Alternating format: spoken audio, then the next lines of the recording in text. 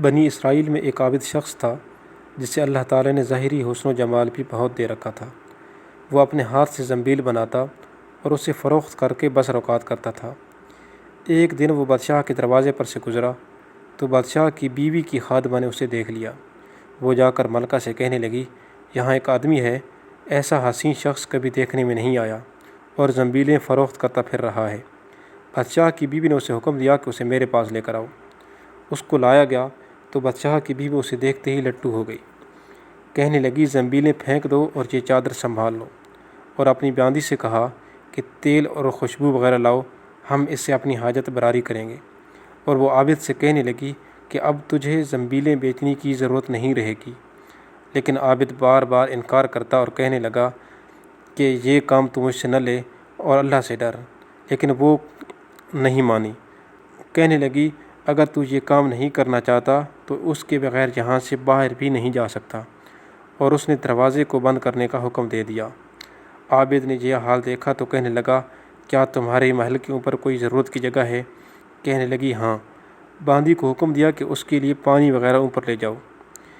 یہ اوپر چھت کے ایک کونے کی طرف گیا، دیکھا کہ محل بہت اونچا ہے، کوئی ایسی چیز نہیں جس کے ساتھ لٹک کر نیچے اتر جائے۔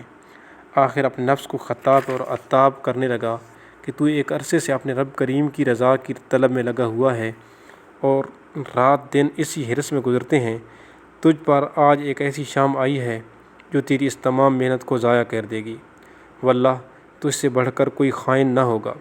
اگر یہ شام تیرے اعمال کو فاسد کر گئی تو اللہ کو کیا منہ دکھائے گا؟ غرض اسی طرح سے اپنے آپ کو خطاب اور عتاب کرتا رہا، لیکن پھر آخر میں اس نے یہ فیصلہ کر لیا کہ وہ محل کے اوپر سے چھلانگ لگائے گا۔ اس کے بعد جب اس نے بلندی سے کود جانے کا پکا تہیہ کر لیا تو اللہ تعالیٰ نے حضرت جبریل علیہ السلام کو ندا دی۔ انہوں نے لبیک کہہ کر جواب دیا۔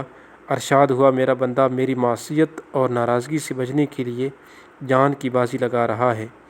جاؤ اپنے پروں سے اس کو تھام لو اور اسے ذرا بھی تکلیف نہ ہونے پائے۔ چنانچہ حضرت جبریل علیہ السلام نے اپنا پر پھیلایا اور اسے پکڑ کر یوں زمین پر رکھ دیا جیسے ایک مہربان باپ اپنے بیٹے کو رکھتا ہے۔ عابد یہاں سے سیدھا گھر گیا۔ زنبیلیں وغیرہ وہیں رہ گئی تھیں۔ سورج غروب ہو رہا تھا۔ بیوی کہنے لگی، زنبیلوں کی قیمت کہاں ہے؟ کہنے لگا، آج تو ان کا کچھ نہیں ملا۔ کہنے لگی، تو آج رات افطار کس چیز پر کریں گے؟ کہنے لگا کہ آج کی رات یوں ہی ذرا صبر سے کاٹ لیں گے۔ پھر کہنے لگا کہ اٹھ کر جاؤ اور تنور میں آگ جلا دو تاکہ ہمسائے ہمارے تنور سے آگ نہ لے سکیں گے تو نامعلوم کیا کیا خیالات دوڑائیں گے، خواہ مخواہ انہیں پریشان کرنا اچھا نہیں۔ بیوی نے اٹھ کر تنور میں آگ جلا دی اور خود واپس آ کر بیٹھ گئی۔ ایک پڑوسن آگ لینے کو آئی، پوچھا آگ ہے؟ جواب ملا، آگے بڑھ کر تنور سے لے لو۔ یہ عورت آگ لے کر واپس ہوئی تو گھر والی سے کہنے لگی کہ بہن تو یہاں بیٹھی باتیں کر رہی ہے، ادھر تیری روٹیاں پک چکی ہیں بلکہ جلنے کو ہیں۔ عورت نے اٹھ کر دیکھا تو تنور بہترین روٹیوں سے بھر رہا تھا۔ عورت نے انہیں برتن میں رکھا اور خاوند کے پاس لے کر آئی اور کہنے لگی کہ تیرے ساتھ اللہ تعالیٰ کا یہ معاملہ تیرے بلند درجات کی وجہ سے ہی ہو سکتا ہے، لہٰذا تو اللہ تعالیٰ سے دعا مانگ کہ ہماری باقی عمر خوشحالی اور فراخی میں گزرے۔ عابد کہنے لگا، اسی حال پر صبر اچھا ہے، مگر عورت کا اصرار بڑھتا گیا حتیٰ کہ عابد نے دعا کرنے کا وعدہ کر لیا۔ آدھی رات کو اٹھ کر نماز پڑھی اور اللہ تعالیٰ سے دعا مانگنے لگا، اے اللہ، میری بیوی کا اصرار اور تقاضا ہے کہ اس کو باقی عمر میں خوشحالی اور فراخی عطا فرما۔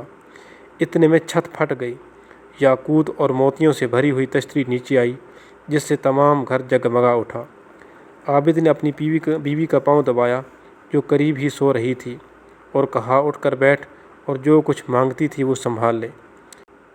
عورت بیدار ہو کر کہنے لگی، جلدی نہ کرو، اس مقصد کے لیے تو نے مجھے نہ ہی جگایا ہوتا تو اچھا ہوتا، کیونکہ میں جو خواب دیکھ رہی تھی کہ سونے کی بہت سی کرسیاں بچھی ہوئی ہیں جو یاقوت سے جڑی ہوئی ہیں مگر ان میں سوراخ ہیں۔ میں نے پوچھا، یہ کرسیاں کس کی ہیں؟ جواب ملا، یہ تیرے خامد کے بیٹھنے کے لیے ہیں۔ میں نے پوچھا، یہ سوراخ کیا ہیں؟